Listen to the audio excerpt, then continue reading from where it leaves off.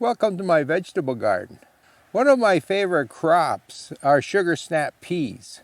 Those peas like to grow cool, and I usually start them somewhere around early April, mid-April, and I get a pretty good crop before it gets too warm for peas.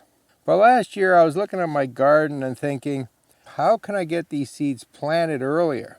Well, the problem in Zone 5 is that it's just too cold if you try to plant them earlier. So I started looking around for some simple solutions to solve this problem.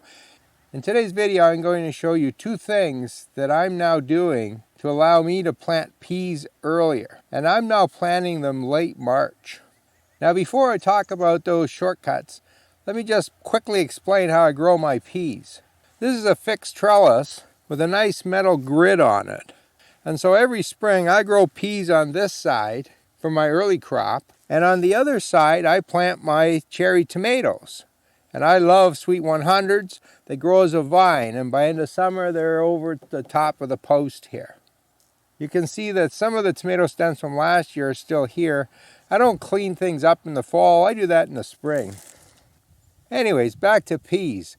How do we get these peas into the ground sooner? One of the things I really like in a vegetable garden is to use straw as a mulch. So once the season gets going, everything gets covered with straw. And because of this, I get almost no weeds. This slowly decomposes, feeds the soil, makes the soil healthier. And I think this is just great in the garden.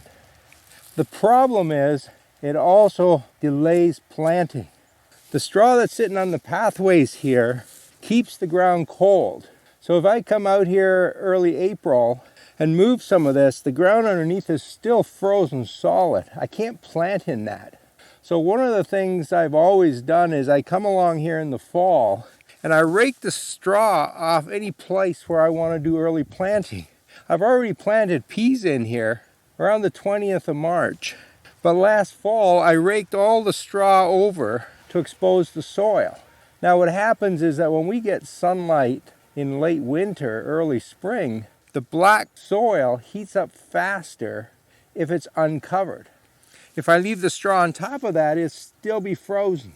So in the fall, move all this mulch out of the way, let the sun get at your soil, it'll warm up faster and you can plant sooner.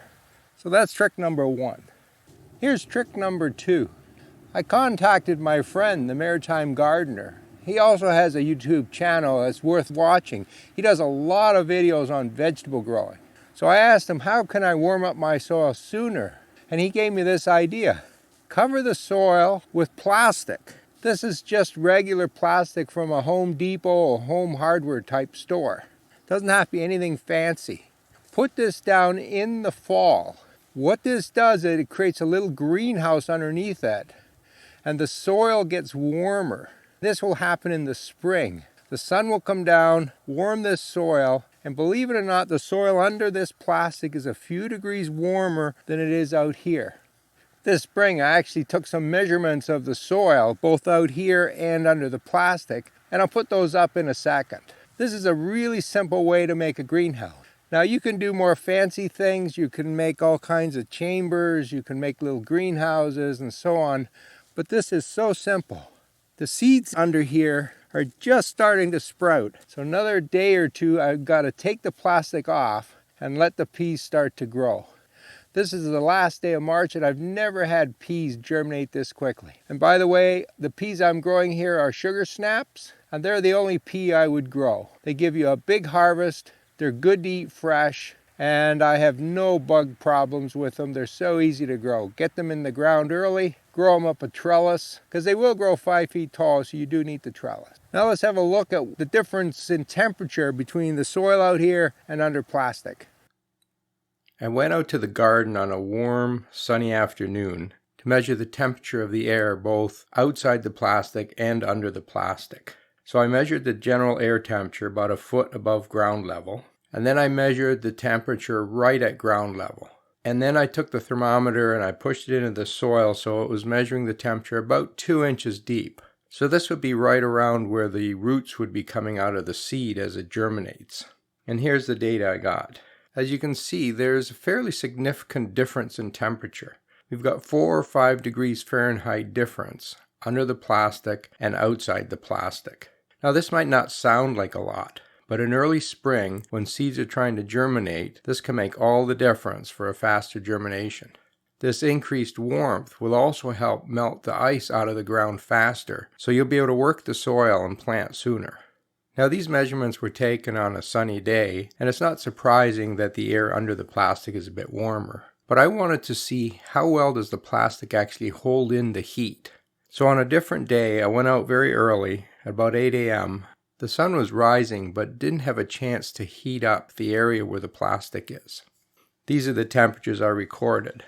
You can see that early in the morning, the temperature under the plastic and outside the plastic are about the same.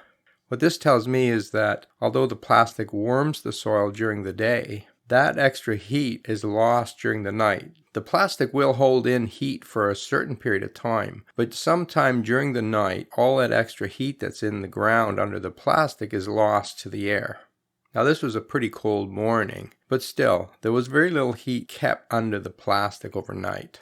Now some of you may have heard that you can take your pea seeds and soak them for 24 hours and that will get them to germinate faster. I've done a video on that and I actually tested that last year and I found it really doesn't make much difference. Whether you plant the dry seeds or soaked seeds, they germinate at about the same time, and in a couple of weeks the plants will be exactly the same height. So that really doesn't speed up germination in the spring. But the 2 ideas I've just discussed with you, they do work. Give them a try in your garden.